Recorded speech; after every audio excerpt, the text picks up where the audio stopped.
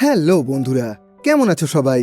এই পৃথিবীতে কিছু কিছু মানুষের জীবনে এমন কিছু স্বপ্ন থেকে যায় যেগুলোকে পূরণ করা এক প্রকারভাবে অসম্ভব বা অবাস্তব মনে হয়, কিন্তু এই স্বপ্নগুলোই পূরণ হওয়ার পর পুরো পৃথিবীতে একটা ইতিহাস তৈরি করে যায়।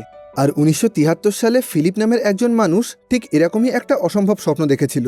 সেই সময় এই পৃথিবীর সবচেয়ে উঁচু বিল্ডিং ছিল আমেরিকার নিউ ইয়র্ক শহরে অবস্থিত ওয়ার্ল্ড ট্রেড সেন্টার, যেখানে 110 তলা উচ্চতার পাশাপাশি দুটো বিল্ডিং ছিল। আর ওই দুটোর মধ্যে থেকে একটার উচ্চতা 413 মিটার আর অন্যটার উচ্চতা 411 মিটার ছিল। আর ফিলিপের ইচ্ছে ছিল ওই দুটো বিল্ডিংয়ের ছাদে তার বেঁধে ওই তারের ওপর দিয়ে একটা ছাদ থেকে অন্য ছাদে হেঁটে যাওয়া। আর ফিলিপের জীবনের সত্যি ঘটনা থেকে তৈরি এই সিনেমার নাম দ্য ওয়াক। 2015 সালে মুক্তি পাওয়া এই অ্যাডভেঞ্চার ড্রামা সিনেমার IMDb রেটিং 7.3, যেটা তৈরি করতে খরচ হয়েছিল 3.5 থেকে 4.5 কোটি US ডলার। আর টোটাল বক্স অফিস কালেকশন হলো 6 কোটি 12 লক্ষ US ডলার। তো সিনেমাটা শুরু হয় 1973 সালের প্যারিস থেকে, যেখানে এই গল্পের প্রধান চরিত্র ফিলিপ প্যাটিটকে দেখানো হয়। ফিলিপ রাস্তার মধ্যে বিভিন্ন জায়গায় তারের ওপরে হাঁটাচলা করে লোকজনকে বিভিন্ন রকমের খেলা দেখাতো, আর এগুলোর সাহায্যেই ও নিজের জীবন চালাতো। ফিলিপ চাইলে এটা ছাড়াও নিজের জীবনে আরও অনেক ভালো কিছু করতে পারত, কিন্তু ছোটবেলা থেকেই তারের ওপরে খেলা দেখানোর এই ব্যাপারটাকে ও এতটাই পছন্দ করত যে বড় হওয়ার পর এটাকে নিজের পেশা বানিয়ে নিয়েছিল। ও যখনই কোনো নতুন জায়গায় যেত সেখানে নিজের তার বাঁধার জন্য একটা ভালো জায়গা খোঁজার চেষ্টা করত, আর ওর এই খেলাটাকে রাস্তার প্রত্যেকটা মানুষ খুবই পছন্দ করত। এবার এরকমই একদিন রাস্তায় খেলা দেখানোর সময় হঠাৎ ফিলিপের দাঁতে প্রচণ্ড যন্ত্রণা শুরু হয়ে যায়। সেজন্য ও সঙ্গে সঙ্গে ডাক্তারের কাছে চলে আসে। আর ডাক্তারের চেম্বারে অপেক্ষা করার সময় ও নিজের সামনে একটা বই দেখতে পায়, যেখানে আমেরিকার ওয়ার্ল্ড ট্রেড সেন্টারের জোড়া বিল্ডিংয়ের ছবি দেওয়া ছিল, যেখানে লেখা ছিল আর কিছুদিনের মধ্যেই এই বিল্ডিংগুলো তৈরি হয়ে যাবে, আর তৈরি হওয়ার পর এই দুটোই হবে এই পৃথিবীর সবচেয়ে উচ্চতম বিল্ডিং। আর ওই ছবিটা দেখার পর ফিলিপ কিছুক্ষণের জন্য ওখানে জ্ঞান বুদ্ধি হারিয়ে ফেলে, এমনকি ওই মুহূর্তে ওর দাঁতের যন্ত্রণাটাও যেন কোথাও একটা হারিয়ে যায়। আর এই ছবিটা দেখার পর ও ভাবতে শুরু করে এই বিল্ডিং দুটো ছাদে তার বেঁধে ওই তারের সাহায্যে এক ছাদ থেকে অন্য ছাদে হেঁটে যেতে হবে।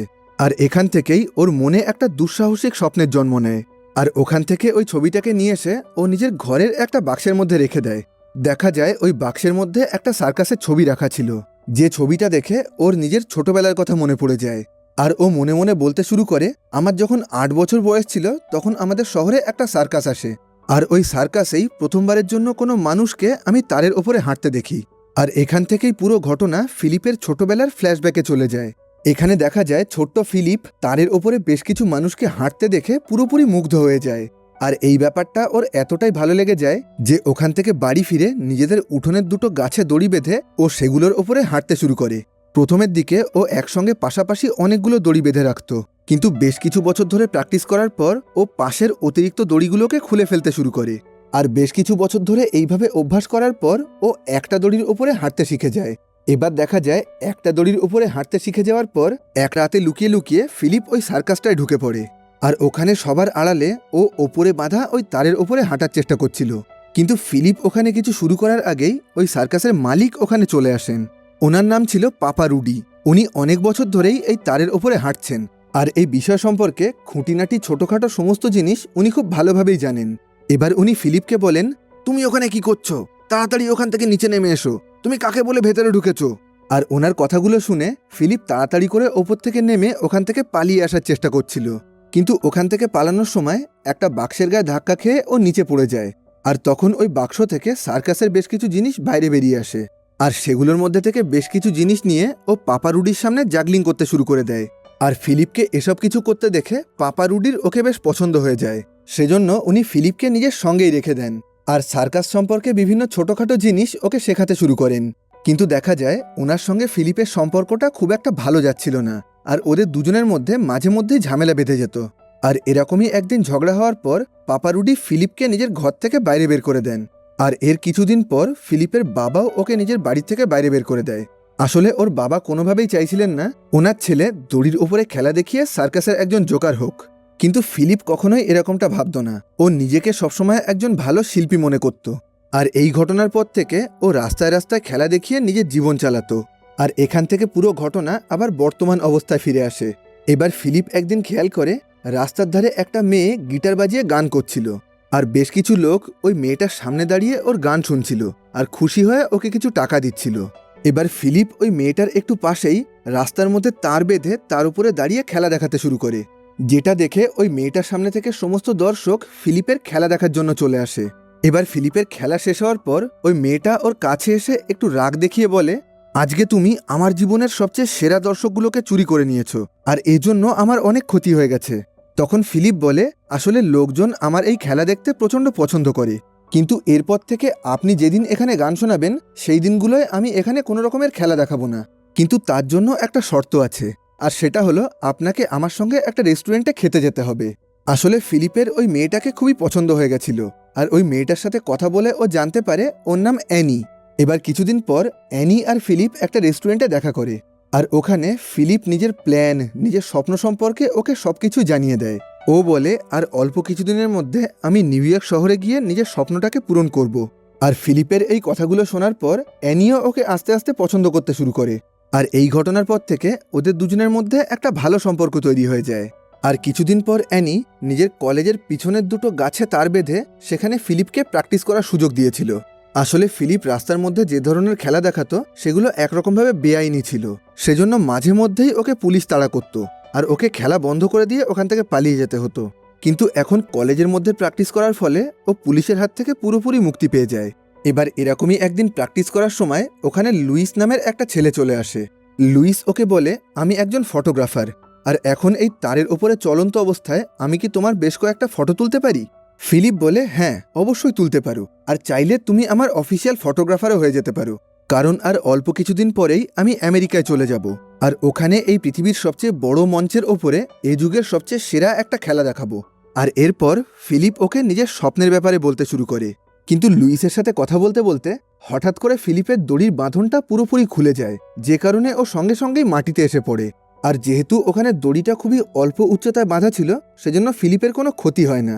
আর এটা দেখার পর লুইস বলে, এই ঘটনাটা যদি তোমার খেলা দেখানোর সময় ঘটে তাহলে এটা এই যুগের সবচেয়ে বড় দুর্ঘটনায় পরিণত হবে। আর এই ঘটনার পর ফিলিপ সঙ্গে সঙ্গে পাপা রুডির সঙ্গে দেখা করতে চলে আসে। ও বলে, আমি আপনার কাছ থেকে আরও অনেক কিছু শিখতে চাই। আমি জানতে চাই উঁচু তার কিভাবে বাঁধতে হয়, ওখানে কতটা ওজন দিতে হয়, কিভাবে দড়িটাকে বাঁধতে হয়, খুঁটিনাটি সমস্ত জিনিসপত্র আমি আপনার কাছ থেকে জানতে চাই। প্রথমের দিকে পাপা রুডি কিছুতেই ওকে শেখাতে রাজি হচ্ছিল না, কিন্তু পরে ফিলিপ নিজের প্ল্যান সম্পর্কে ওনাকে সবকিছু জানিয়ে দেয়, আর ওনাকে বলে, আমাকে এই জিনিসগুলো শেখানোর জন্য আমি আপনাকে টাকা দিতে রাজি আছি। আর এই কথাগুলো শোনার পর পাপা রুডি আস্তে আস্তে ওকে সবকিছু শেখাতে শুরু করে। আর বেশ কিছুদিন ধরে সবকিছু শেখার পর একটা ছোট্ট গ্রামে ও পারফরমেন্স করার সুযোগ পায়। আর এখানে পাপা রুডি শেখানোর সমস্ত জিনিস ও নিজের থেকে প্র্যাকটিস করার সুযোগ পাচ্ছিল। এখানে একটা বড় জলাশয়ের দুপাশে দুটো গাছের ওপরে তার বেঁধে ও নিজের খেলা দেখাতে শুরু করে। কিন্তু এখানে তারের ওপরে বেশ কিছুটা হেঁটে যাওয়ার পর ও ওপর থেকে নিচে জলের মধ্যে পড়ে যায়। আসলে সেই দিন ওই নিচের জলাশয়ে একটা মাছ ধরার প্রতিযোগিতা হচ্ছিল, যে কারণে নিচের জলের মধ্যে অনেক লোক ছিল, আর তারা সবাই নিজেদের মধ্যে অনেক জোরে জোরে কথা বলছিল, যে কারণে ফিলিপ নিজের মনোসংযোগ হারিয়ে ওপর থেকে নিচে পড়ে যায়। আর এই ঘটনার পর ওর প্রচণ্ড মন খারাপ হয়ে যায়, আর ও নিজের আত্মবিশ্বাস পুরোপুরি হারিয়ে ফেলে। এবার কিছুদিন পর ও একটা পুরনো গির্জা দেখতে পায়, যে গির্জাটার ওপরে পাশাপাশি দুটো উঁচু বিল্ডিং ছিল। আর ফিলিপ মনে মনে ভাবে, এখন নিজের আত্মবিশ্বাস ফিরিয়ে আনতে গেলে এই দুটো বিল্ডিংয়ের ওপরে তার বেঁধে তার উপর দিয়ে ওকে হেঁটে যেতে হবে, আর এটাকে ঠিকঠাকভাবে করতে পারলেই ও নিজের আত্মবিশ্বাস আবার ফিরে পাবে। আর এবার ও ঠিক তেমনটাই করে। একদিন রাতে ও আর লুইস চুরি করে ওই গির্জার ওপরে উঠে ওখানে তার বেঁধে দেয়, আর পরের দিন সকালে সমস্ত লোকের সামনে ফিলিপ ওই তারের ওপরে হেঁটে খেলা দেখাতে শুরু করে, যেটাকে ওখানে উপস্থিত সমস্ত লোকজন খুবই পছন্দ করে। আর ভালোভাবে এই খেলাটা দেখাতে পারার পর ফিলিপ আবার নিজের আত্মবিশ্বাস ফিরে পায়। কিন্তু ওখানে বেআইনিভাবে এই কাজটা করার জন্য ওকে পুলিশ গ্রেফতার করে নেয়। আর এত বড় একটা কাজ করার জন্য পরের দিন সকালে পেপারে ওর সম্পর্কে লেখা হয়, আর ও খেয়াল করে ওই পেপারেরই ভেতরের একটা পৃষ্ঠায় আমেরিকার ওয়ার্ল্ড ট্রেড সেন্টারের ছবি দেওয়া ছিল, যেটা দেখে ও মনে করতে শুরু করে একই পেপারে ওর আর ওয়ার্ল্ড ট্রেড সেন্টার দুটোরই ছবি দেওয়া ছিল, তার মানে এটা নিশ্চয়ই ঈশ্বরের তরফ থেকে কোনো একটা ইঙ্গিত। সেজন্য কিছুদিন পর ও ওয়ার্ল্ড ট্রেড সেন্টার দেখার জন্য অ্যানিকে সঙ্গে নিয়ে আমেরিকার নিউ ইয়র্ক শহরে পৌঁছে যায়। আর ওখানে যাওয়ার পর দেখা যায় ওই বিল্ডিং দুটো তৈরির কাজ তখনও সম্পূর্ণ হয়নি। ওর বাইরের অংশটা পুরোপুরি তৈরি হয়ে গেলেও ভেতরের কাজ তখনও বাকি ছিল। আর ওখানে প্রথমবারের জন্য ওই বিল্ডিং দুটো দেখার পর ফিলিপ প্রচণ্ড ভয় পেয়ে যায়। ও মনে করতে লাগে এতদিন ধরে ও যেটা ভেবে এসেছিল সেটাকে হয়তো আর পূরণ করা সম্ভব হবে না, কারণ এই বিল্ডিং দুটো ওর ধারণার থেকেও প্রচণ্ড বেশি উঁচু ছিল। কিন্তু তা সত্ত্বেও ও কোনো রকমে ওই বিল্ডিংয়ের ছাদে উঠে পড়ে। আর বেশ কিছুক্ষণ ওখানে থাকার পর ও ভেবে নেয় যেভাবেই হোক এই কাজটা ওকে করতেই হবে। কিন্তু এখন সমস্যা হলো এই দুটো বিল্ডিংয়ের মধ্যে দূরত্ব অনেক বেশি ছিল, আর এখন একটা বিল্ডিং থেকে অন্য বিল্ডিংয়ে তার পৌঁছানো ওদের কাছে খুব মুশকিল হয়ে যাচ্ছিল। এবার লুইস ঠিক করে এই কাজের জন্য ওরা তীর ধনুকের ব্যবহার করবে। প্রথমে একটা তীরের গায়ে ওরা খুবই হালকা আর পাতলা একটা তার বেঁধে দেবে, আর তারপর ধনুকের সাহায্যে ওই তীরটাকে অন্য বিল্ডিংয়ের ছাদে পাঠিয়ে দেবে। আর তারপর ওই পাতলা তারের সাহায্যে আস্তে আস্তে ওরা মোটা দড়িগুলোকে পাঠাতে শুরু করবে। আর শুধুমাত্র এভাবেই ওরা এক বিল্ডিং থেকে অন্য বিল্ডিংয়ে খুব সহজেই দড়ি পাঠাতে পারবে। আর সেই একই সঙ্গে লুইস নিজের একটা বন্ধুকে ফিলিপের সঙ্গে পরিচয় করায়, আর ওকে বলে এখন থেকে এও আমাদের সঙ্গে এই কাজে থাকতে চায়। আর ফিলিপ ওকেও নিজের দলে নিয়ে নেয়। আসলে এই কাজটা করার জন্য এই মুহূর্তে ওর অনেকগুলো লোকের দরকার ছিল। এবার ফিলিপ আরও একবার পাপা রুডির সঙ্গে দেখা করে, আর ফিলিপের কাছ থেকে ওই বিল্ডিংয়ের পুরো বর্ণনা শোনার পর পাপা রুডি শেষ মুহূর্তে ওকে আরও বেশ কিছু পরামর্শ দিয়ে দেয়, যেগুলোর সাহায্যে ওখানে দড়ি বাঁধতে ওর অনেকটা সুবিধা হবে। আর সেই একই সঙ্গে এতদিন ধরে ফিলিপের কাছ থেকে নেওয়া সমস্ত টাকা ও আবার ফিলিপকে ফিরিয়ে দেয়, আর ওকে বলে তুমি যে কাজটা করতে চলেছ সেটাকে হয়তো এখন আমি বুঝতে পারছি না, কিন্তু ওই কাজটার মধ্যে একটা অন্যরকম ব্যাপার আছে। আমি চাই তুমি খুব ভালোভাবে নিজের কাজে সফল হও। আর এখন দেখা যায় ফিলিপের কাছে একটা প্ল্যান রেডি আছে, আর সেই সঙ্গে ওর কাছে অনেকটা টাকাও আছে। এখন শুধু এই কাজটা করার জন্য ওকে একটা দিন ঠিক করতে হবে। আর ও ঠিক করে আজ থেকে ঠিক 3 মাসের মাথায় অর্থাৎ 1974 সালের 6ই আগস্ট ও এই কাজটা করবে। আর এর কিছুদিন পর ফিলিপ নিজের বাকি সঙ্গীদের সঙ্গে আমেরিকার নিউ ইয়র্ক শহরে চলে আসে। আর তারপর থেকে ও প্রত্যেক দিন ওয়ার্ল্ড ট্রেড সেন্টারের সামনে গিয়ে সেটা সম্পর্কে সমস্ত রকম তথ্য জোগাড় করার চেষ্টা করত। ও প্রত্যেক দিন সকাল থেকে রাত অবধি ওই বিল্ডিংয়ের ভেতরে আর আশেপাশের এরিয়ায় ঘোরাঘুরি করত। আর এইভাবে ওই বিল্ডিং সম্পর্কে ও সমস্ত রকম তথ্য জোগাড় করে ফেলেছিল। কিন্তু এই কাজটা করার সময় ওই বিল্ডিংয়ের মধ্যে পড়ে থাকা একটা পেরেক ওর পায়ে পুঁতে যায়, যে কারণে ওর পায়ের অবস্থা খুবই খারাপ হয়ে যায়। এমনকি ও ঠিক করে হাঁটতেও পারছিল না। কিন্তু তা সত্ত্বেও ও কোনোরকমভাবে থেমে না থেকে পরের দিন থেকে আবার ওই বিল্ডিংয়ে ঢুকে খোঁজখবর করতে শুরু করে।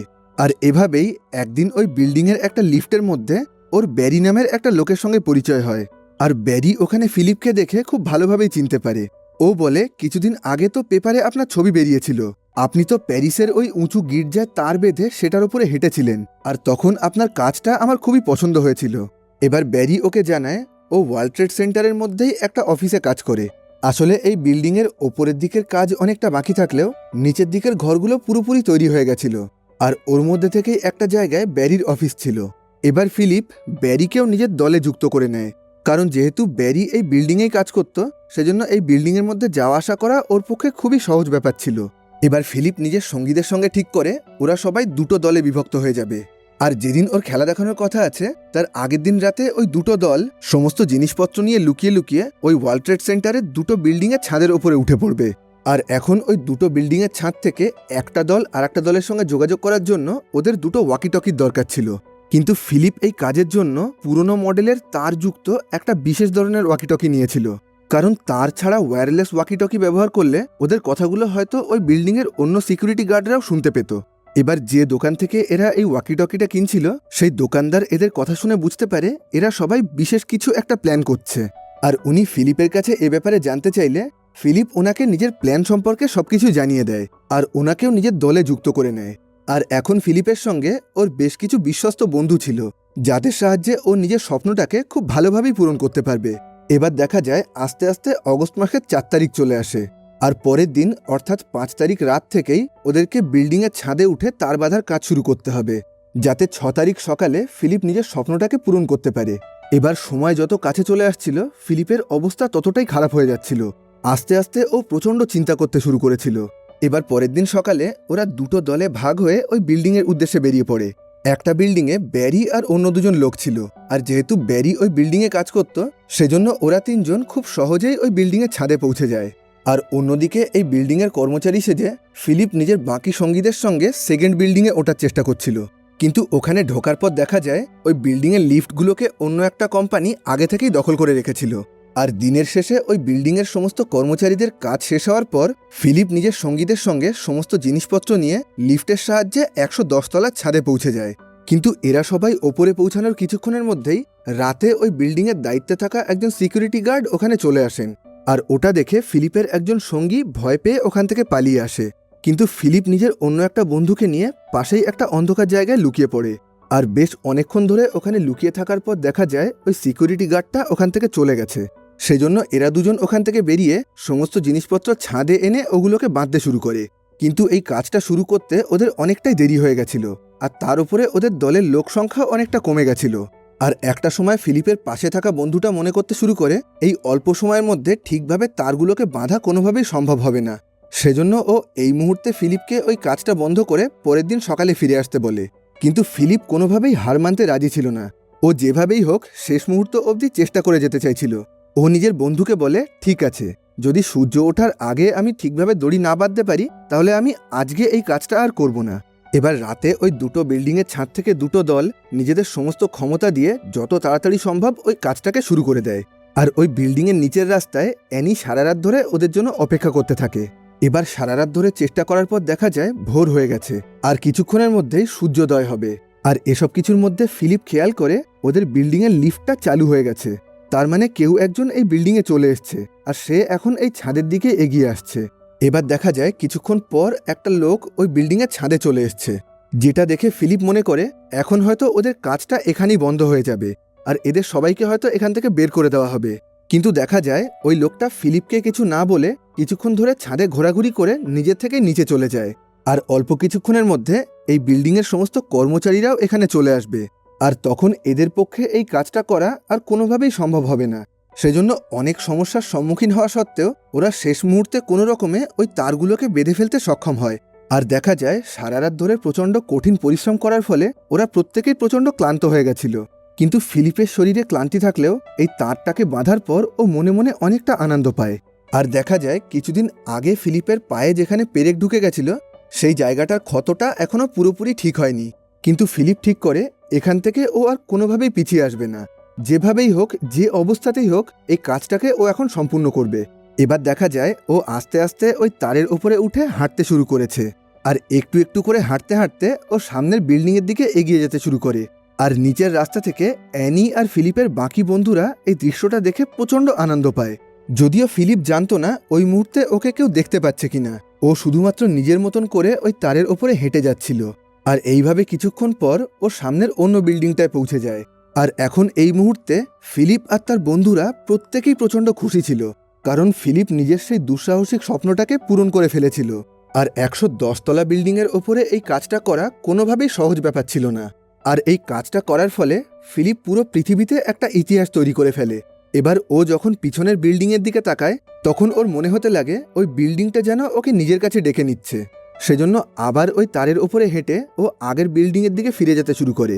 আর সেই সময় খেয়াল করা যায় ফিলিপের কাটা পা থেকে জুতো ভেদ করে বেশ কিছুটা রক্ত বেরোচ্ছিল। কিন্তু এই কাজটার জন্য ও এতটাই আনন্দ পাচ্ছিল যে নিজের পায়ের ব্যথাটাকে ও একটুও অনুভব করতে পারছিল না। এবার দেখা যায় ওই দুটো বিল্ডিংয়ের ছাদেই পুলিশ চলে এসছে। আর এখন কোনো একটা বিল্ডিংয়ের ছাদে পৌঁছালেই পুলিশ ওকে গ্রেফতার করে নেবে। সেজন্য এই মুহূর্তে ও কোনো বিল্ডিংয়ের ছাদে না উঠে ওই তারের ওপর দিয়ে এক বিল্ডিং থেকে অন্য বিল্ডিংয়ের দিকে অনেকবার হাঁটাহাঁটি করতে লাগে। এমনকি একটা সময়ে ও তারের মাঝখানে দাঁড়িয়ে ওপর থেকে নিচে দেখার চেষ্টা করছিল, কিন্তু উচ্চতা এতটাই বেশি ছিল যে ও নিচে কোনো কিছু দেখতে পাচ্ছিল না। আর এরপর ফিলিপ নিজের ইচ্ছা মতন ওই তারের ওপরে বিভিন্ন রকমের খেলা দেখাতে শুরু করে। একটা মুহূর্তে ও নিজের একটা পায়ের সাহায্যেই ওই তারের ওপরে দাঁড়িয়ে থাকে, তো অন্য মুহূর্তে ওই তারের ওপরে পুরোপুরি শুয়ে পড়ে। আসলে এখন ও প্রত্যেকটা মুহূর্তকে খুব ভালোভাবেই উপভোগ করছিল, কারণ ও খুব ভালোভাবেই জানতো এই মুহূর্তটাকে ও জীবনে আর কখনোই ফিরে পাবে না। আর অন্যদিকে দেখা যায় ফিলিপের এই কাজগুলো দেখার জন্য ওই বিল্ডিংয়ের নিচে অনেকগুলো মানুষের ভিড় জমে গেছিল। এবার বেশ অনেকটা সময় ওই তারের ওপরে কাটানোর পর ফিলিপ একটা বিল্ডিংয়ের ছাদে উঠে এসে পুলিশের কাছে আত্মসমর্পণ করে। এবার ওই বিল্ডিংয়ের নিচে নামার পর দেখা যায় ওই শহরের সবকটা বড় বড় সংবাদ মাধ্যম ফিলিপের ছবি তোলার জন্য ওখানে চলে এসছে। আর ওখানে থাকা প্রত্যেকটা মানুষ এই কাজের জন্য ফিলিপের খুবই প্রশংসা করছিল। আর যে পুলিশগুলো ফিলিপকে গ্রেপ্তার করেছিল তাদের মধ্যে থেকে একজন ওকে বলে, তুমি খুব ভালো কাজ করেছো, আমার জীবনে আমি কখনোই এরকম কিছু দেখিনি, আর আশা করছি ভবিষ্যতে কখনো দেখতেও পাবো না। এবার দেখা যায় এই কাজের জন্য ফিলিপের ওপরে কেস করা হয়, আর আদালত থেকে ওকে শাস্তি দেওয়া হয়। এরপর থেকে ওকে সেন্ট্রাল পার্কের কম উচ্চতায় বাচ্চাদের সামনে খেলা দেখাতে হবে। আর অন্যদিকে পাপা রুডি যখন ফিলিপের এই কাজের কথাটা জানতে পারে তখন উনি প্রচণ্ড খুশি হন। আর সবশেষে দেখা যায় ফিলিপ নিজের সমস্ত বন্ধুদের কাছে কৃতজ্ঞতা স্বীকার করছে আর ওদেরকে বলছে, তোমরা না থাকলে আমার এই স্বপ্নটা কখনোই পূরণ হতো না। আর সবকিছু শেষ হওয়ার পর অ্যানি আর ফিলিপের বাকি বন্ধুরা আবার নিজেদের দেশে ফিরে যায়, কিন্তু ফিলিপ পুরোপুরিভাবে আমেরিকাতেই থেকে যায়। আর সবশেষে দেখা যায় ওয়ার্ল্ড ট্রেড সেন্টার পুরোপুরি তৈরি হয়ে যাওয়ার পর ওখানকার একজন বড় অফিসার ফিলিপকে একটা পাস দেয়, যেটার সাহায্যে ও সারা জীবন ধরে ওই বিল্ডিংয়ের ছাদে উঠে ওখানে ঘোরাঘুরি করতে পারবে। আর ফিলিপের এই কাজের জন্য পুরো পৃথিবীতে ওর নাম ছড়িয়ে পড়ে আর সমস্ত মানুষ ওর এই কাজটাকে পছন্দ করতে থাকে। ফিলিপ খুবই দুঃসাহসিক একটা স্বপ্ন দেখেছিল, যেটাকে পূরণ করা কোনোভাবেই সম্ভব ছিল না, কিন্তু নিজের প্রচণ্ড ইচ্ছাশক্তি আর ক্ষমতার ফলে এই অস্বাভাবিক কাজটাকেও ও সম্পূর্ণ করে দেয় আর পুরো পৃথিবীতে একটা ইতিহাস তৈরি করে ফেলে। আর এখানেই এই সিনেমার গল্পটা শেষ হয়। তো আজকের মতন এই ভিডিওটাকে এখানেই শেষ করলাম। ভিডিওটা তোমাদের কেমন লাগলো কমেন্ট বক্সে জানিও। আবার দেখা হবে পরবর্তী ভিডিওতে।